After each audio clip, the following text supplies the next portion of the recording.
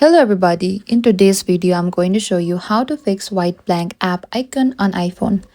If your iPhone app icons appear as white black or show empty placeholder, the issue is usually caused by a temporary iOS glitch or incomplete app installation.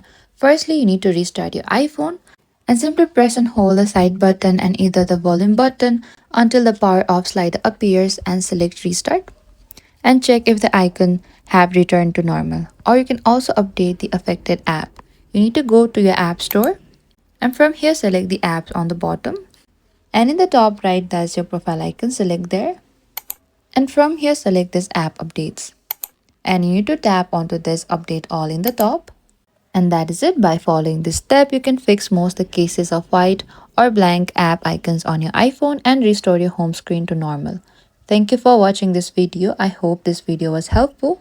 If you have any queries or confusion, please comment down below and we will reach out to you very soon.